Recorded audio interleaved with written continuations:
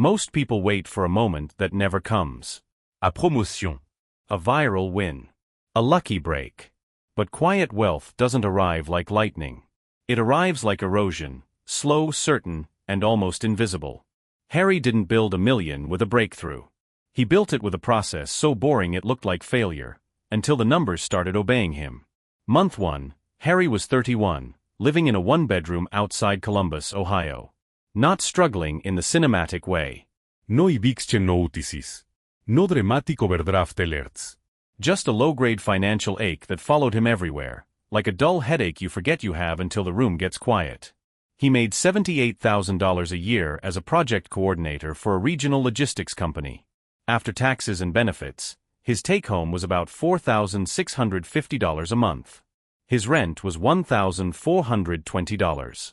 Car payment, $368. Insurance, $142. Student loans, $310.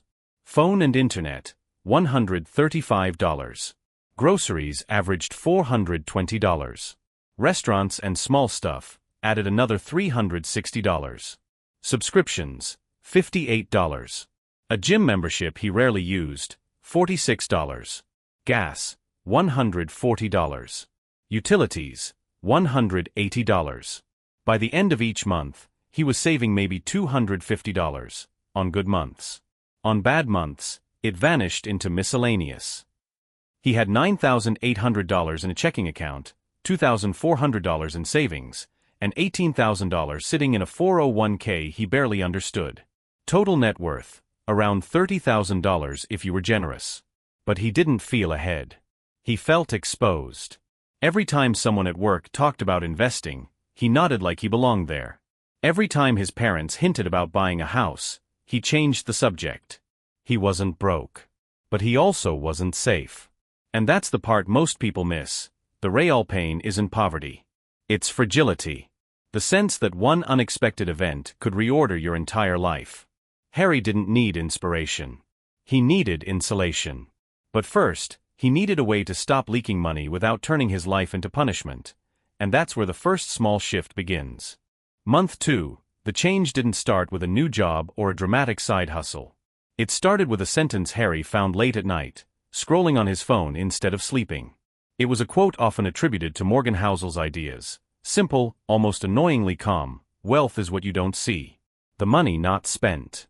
The lifestyle not upgraded. The quiet gap between earning and consuming. Harry closed the app and sat in the dark. It wasn't that he hadn't heard similar things before.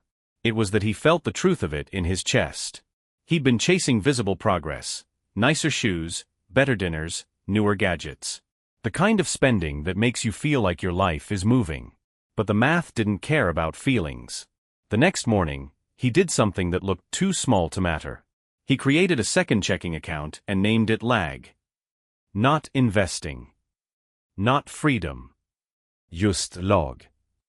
A place to store time. He set up an automatic transfer, $600 on payday, twice a month. $1,200 total. No debate, no manual effort, no chance to decide later. That number scared him. It forced his month to tighten. It forced choices. It was also still plausible. Not heroic.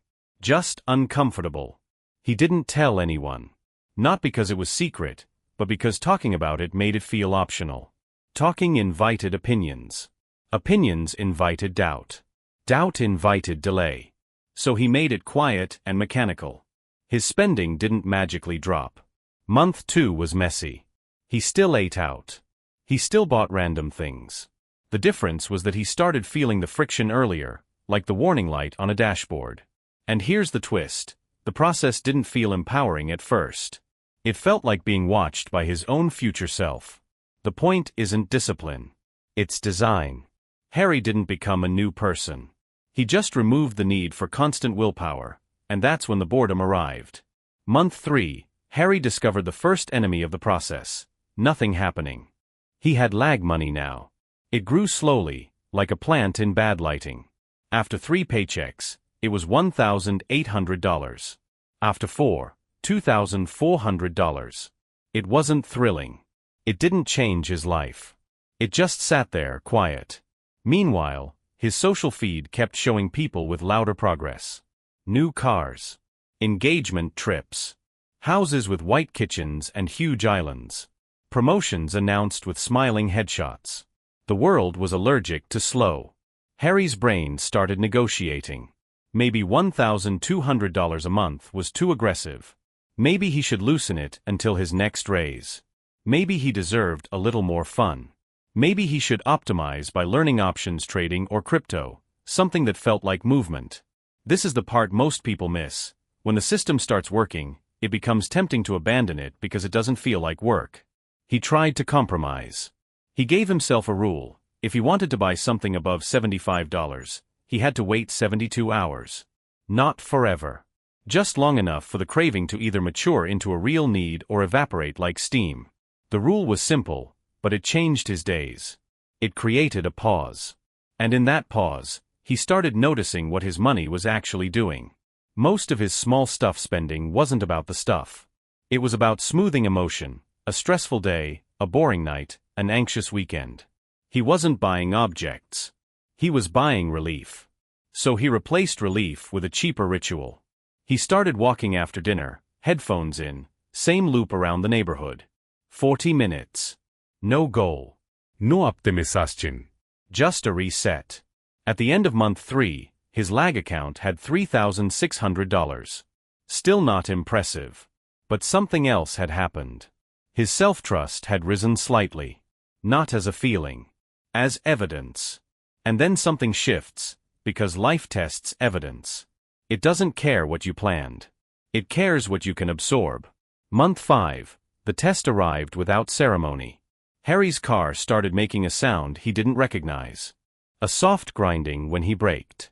He ignored it for a week, then 2, because ignoring is cheaper, until it isn't. One rainy Thursday, the brakes finally failed enough to scare him. He limped the car to a shop near work and sat under fluorescent lights while a mechanic explained it with the calm tone of someone delivering expensive news. Brakes, rotors, calipers. Tires were borderline. The total estimate, $1,940. Harry felt his chest tighten. This was the old moment, the moment where he'd put it on a credit card, then spend months paying interest as punishment. The moment where he'd say, "I'm just unlucky," as if luck was the reason a machine eventually breaks. He stared at the estimate and did something small but unfamiliar. He opened his banking app. Lag had $6,100 by then. He could pay it. Fully. Today. And yet his hand hovered. Because the money felt like a trophy. It felt like progress. Spending it, even responsibly, felt like stepping backward. This was the identity conflict, the quiet kind. Was he the person who saved to feel safe? Or the person who saved to look successful on a screen? He paid the bill. Not happily. Not proudly. Just cleanly. And when he walked out, something in him changed. Not his income. Not his life circumstances. His internal definition of wealth. He realized the process wasn't about building a pile. It was about building a buffer that made problems smaller. The point isn't the number. It's the pattern. He didn't celebrate. He just drove home with working brakes and a strange new feeling. The world had tried to shake him, and he didn't move. But the twist is what came next. That $1,940 didn't just reduce his savings. It revealed what kind of game he was playing, and it forced him to name the process. By month 6, Harry had given his system a name because unnamed systems don't survive stress. He called it the Quiet Million Process. Not because it sounded impressive, but because it reminded him what the goal was, a million built without noise. It had 4 stages, simple enough to remember under pressure. Stage 1, seal the leaks. Not budgeting like punishment, but identifying the handful of habits that quietly drain cash. Stage 2, build the lag. A cash buffer that creates time between you and chaos. Stage 3, automate the engine.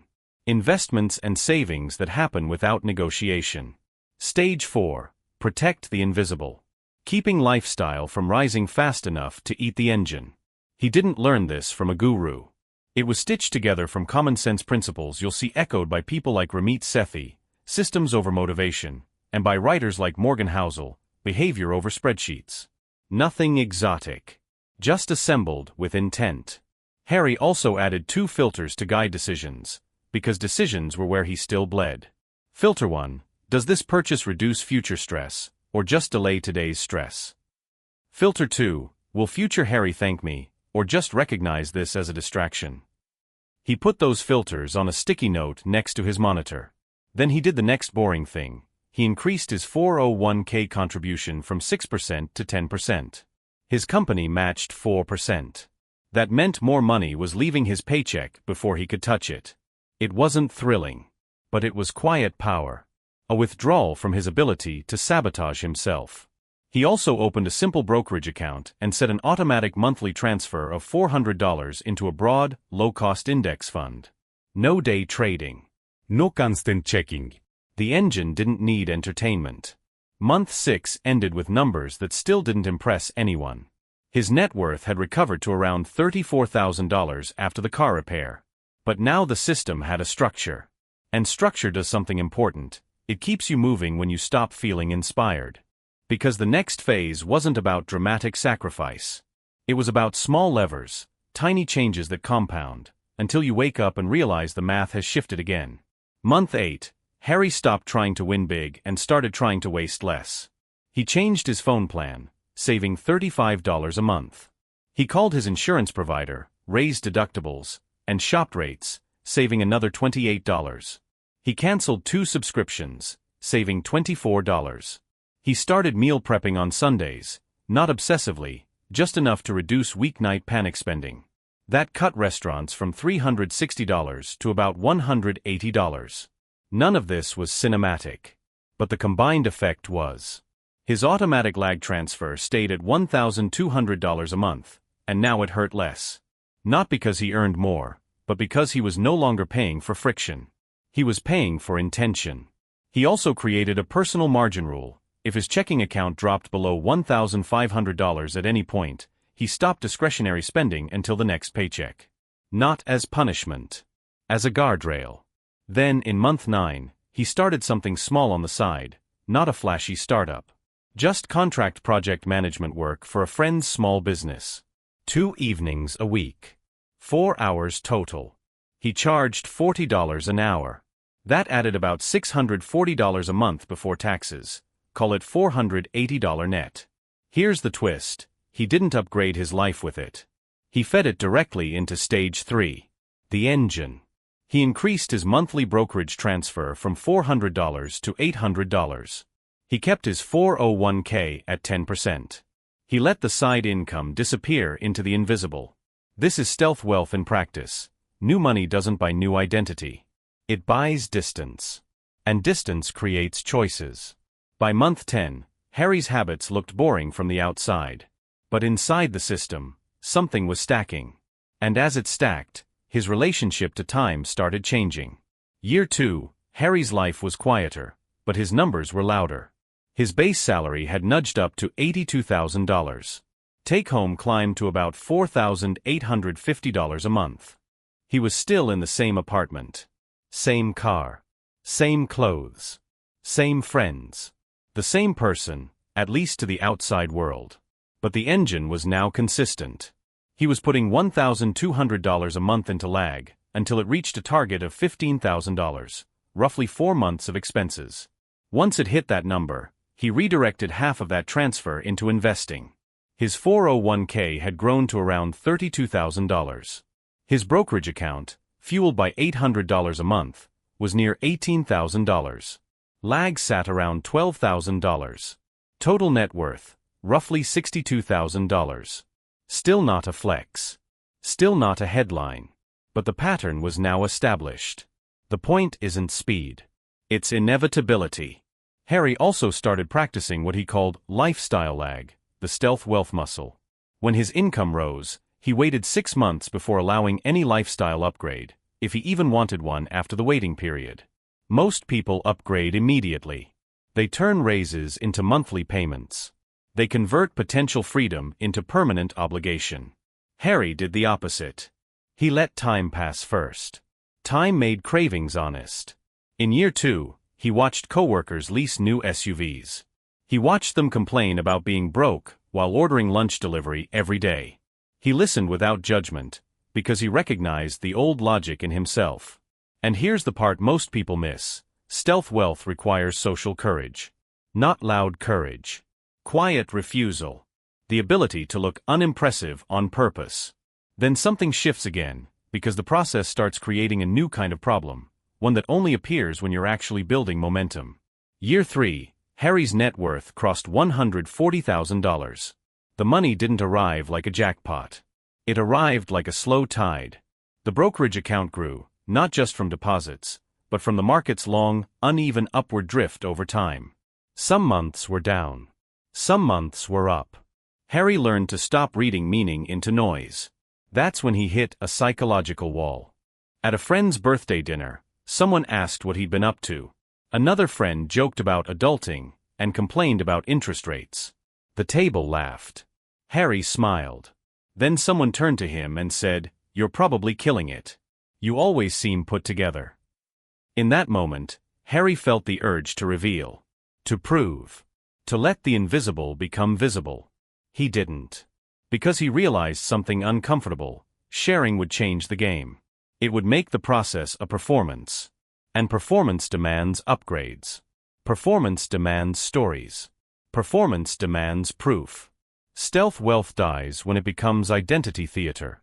So Harry kept it plain. Same stuff, he said. Trying to be more consistent. And later that night, alone in his apartment, he opened his spreadsheet. The numbers were real. The quiet was real. And yet he felt oddly restless. This is the conflict nobody sells. When your life becomes stable, your brain looks for drama. Harry needed a new challenge, but not a new distraction. He needed a handoff, a flip in the process, where the system stopped depending on deposits and started depending on structure. So he did something that felt big, even though it looked boring on paper. He changed his goal from save more to own more. And that decision, quiet, internal, sets up the pivot that defines the entire journey. Year 5, the flip finally happened, and it didn't look like victory. Harry's net worth was around $410,000 on paper. Roughly $210,000 in retirement accounts. About $160,000 in his brokerage. Around $40,000 in cash and sinking funds. He still hadn't bought a house. He still drove the same car, now fully paid off. His salary was $96,000. Side income averaged $600 net a month. Then his company announced restructuring. Not layoffs exactly. Realignment. The kind of corporate word that means, prepare to feel disposable. Harry watched coworkers panic. Some immediately started applying elsewhere in a frenzy. Others pretended it wasn't happening. Harry felt fear too, but it was different now. It was contained. He had stage 2. He had lag. Here's the twist. The real power of his process was not the million. It was the ability to choose under stress.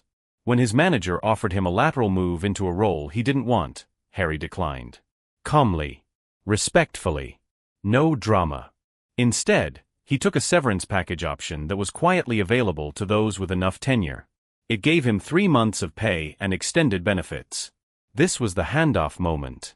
Old Harry would have clung to the job because losing it meant losing survival. New Harry could treat the job like a tool, not a lifeline. He didn't announce it on social media. He didn't bet on himself with a motivational speech. He just used the time.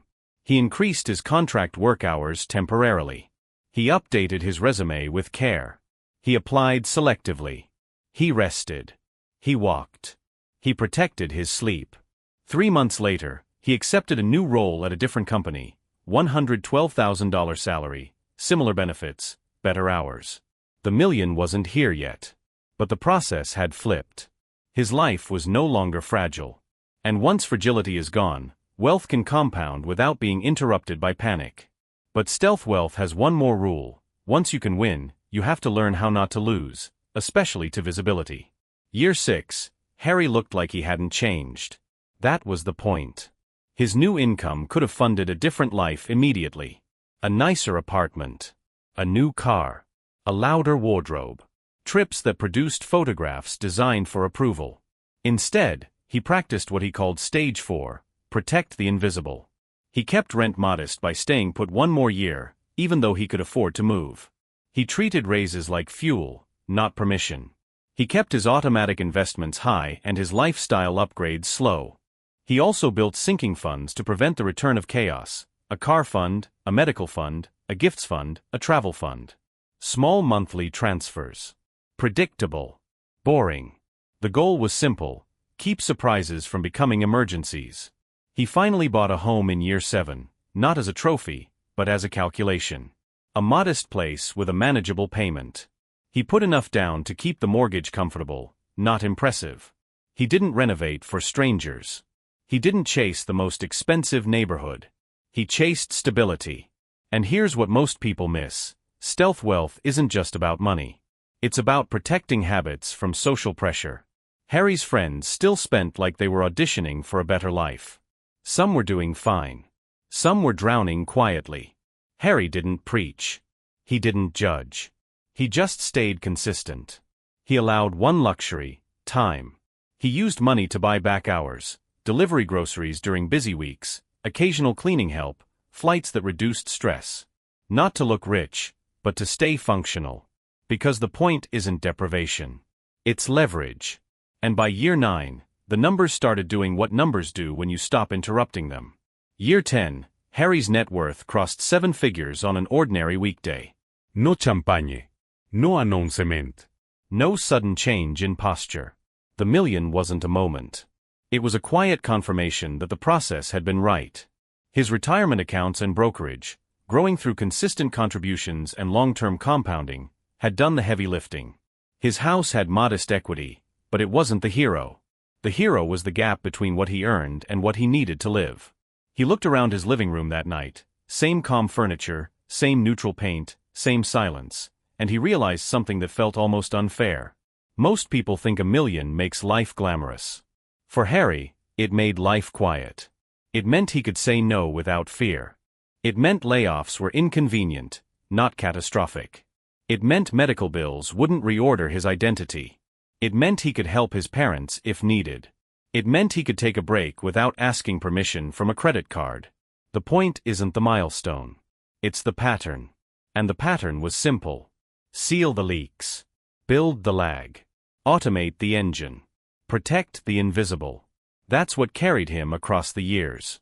Now, here's what can happen tonight, in a typical scenario, without waiting for motivation. Set up one automatic transfer that you can sustain even on a tired month. Name it something plain, something that reminds you it's time, not status. Pick a small rule that creates friction before impulse spending: 72 hours, a dollar threshold, a minimum checking balance. Then automate one investment contribution that happens whether you feel confident or not. If that feels too small, that's the trap. Small is the point. Small survives.